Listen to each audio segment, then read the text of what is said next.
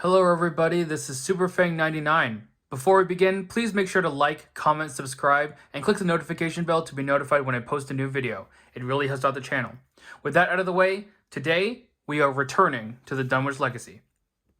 If you're not familiar, a return to is a product that this game puts out, I would say approximately 2 years after the original campaign, that adds new cards to the scenarios in terms of mixing it up, sometimes fixing some issues, sometimes making it a little bit more difficult as well.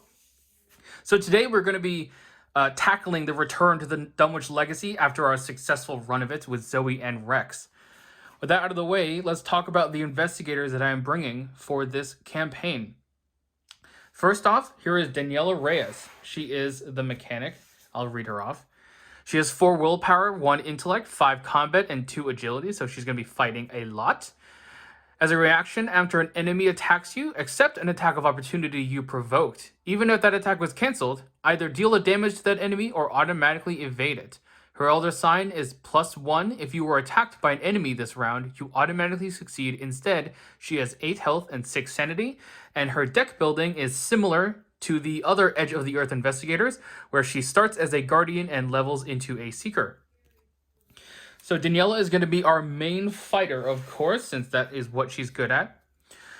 So let's talk about the weapons we'll be bringing. We'll be playing with some machetes. Again, this is non-taboo. We're bringing 2 45 automatics. And we're going to bring 2 prepared for the worst to make sure we find those weapons. We also have 1 copy of Bandolier because I'm planning eventually to purchase some 2-handed weapons, and it'll be nice to have some slots to hold her wrench along with those weapons. For some allies, we're going to be bringing 2 copies of Guard Dog. Guard Dog is very, very good in Daniela because he can effectively deal an additional damage on top of what Daniela can already put out with her investigator ability.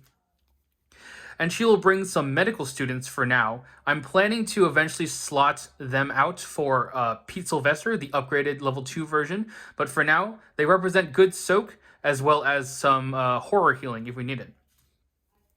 All right, let's move on to some events. We have Toe to Toe, an amazing card in Daniela. Basically deals 3 damage, testless. Very, very good.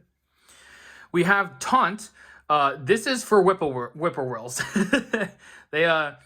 They were really annoying last time. So we're going to bring this Taunt along, hopefully to engage them without spending some actions.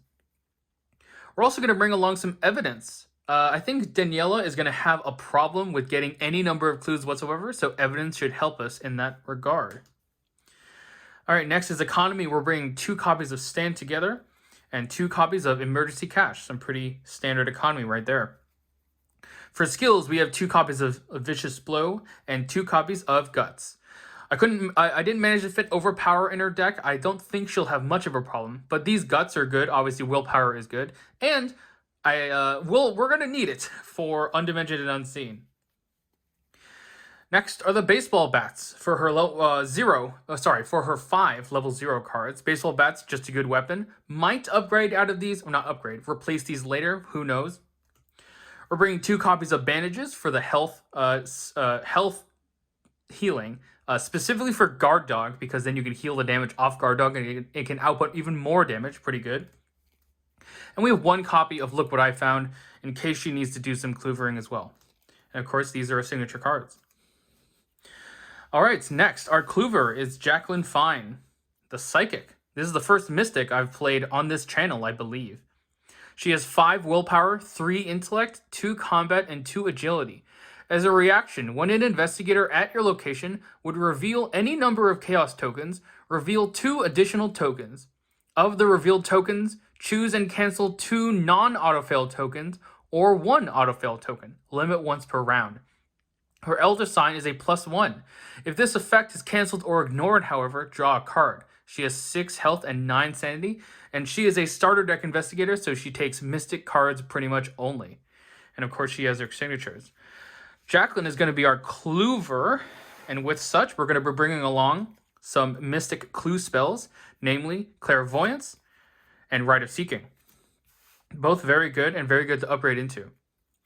We're also going to be taking 2 copies of Flashlight in case she can't find her spells. She has 3 intellect, and Flashlight should be pretty good for her to investigate either Shroud, like Shroud 3 or lower. Obviously 2 is ideal, but 3 if she needs to.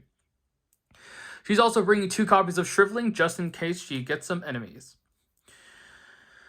She's bringing 2 copies of Crystal Pendulum for her willpower bonus. Obviously, this is slightly better in Jacqueline because instead of Holy Rosary, because she can more reliably trigger its reaction effect. She's bringing 2 copies of Arcane Initiate in order to find her spells. All right, as for events, we have 2 copies of Drawn to the Flame. More clues is better. And 2 copies of Ward Protection, just a good card. We also have 2 copies of Delve Too Deep. This is Dunwich after all, so we will be taking these. For economy, we have 2 copies of Voice of Ra.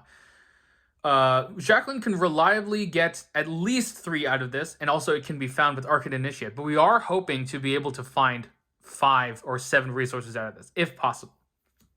And of course, 2 copies of Emergency Cash. She's also going to be taking 2 copies of Robes of Endless Night. It does have good health soak for her, and she's doing a little worse in the health department. It also gives her the discount as long as you play up to 3 spell cards. But I'm aiming to eventually purchase the upgraded ones of these that cost less, and it makes playing spells not take a tax opportunity, which I think is pretty nice. All right, as for skills, we have 2 copies of Prescient. It was in her deck, obviously, and she can somewhat reliably call this in case we need to get some spells back. And she's also going to take 2 copies of Guts and 2 copies of Unexpected Courage. And these, of course, are signatures. All right, so before we move on, we need to draw random basic weaknesses. And here they are. So we do have a total of 27 weaknesses. And this one's going to be for Daniela. 27, so from the range of 0 to 26. That is a 4. Sorry, this is the 1's place. What am I doing? 10's place. 60. 70. 0. Okay. 7. 0, 1, 2, 3, 4, 5, 6, 7. So she gets a Stubborn Detective. That's not bad. Not bad for her at all. All right, Jacqueline is now in the range between 0 and 25. 40. 80. I wish I had a better system for this. I might come up with something eventually. 50. 0 again. Okay. 9. 0, 1, 2, 3, 4, 5, 6, 7, 8, 9. So she is reckless.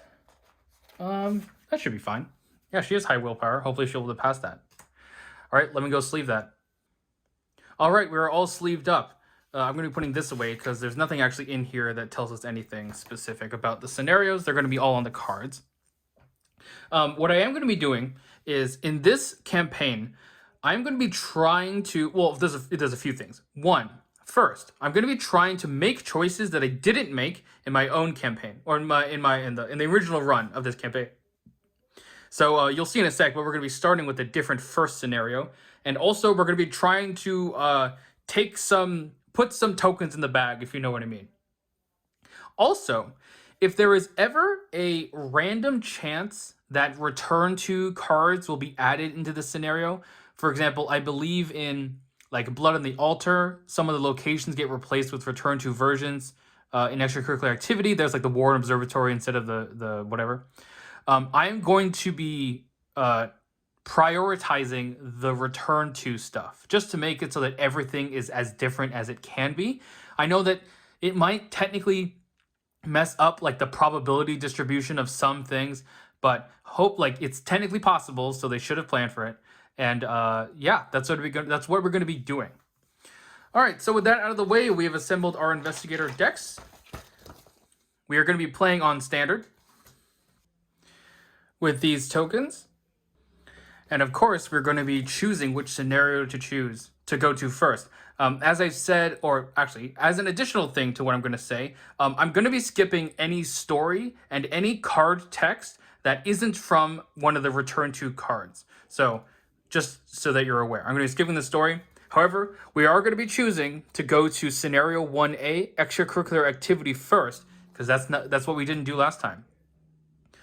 All right, well, tune in next time for us to try and rescue Professor Warren Rice. Let's hope it goes well. If you like this video, please make sure to like, comment, subscribe, and click the notification bell to be notified when I post a new video. It really helps out the channel. Until next time, this has been SuperFang99, signing off.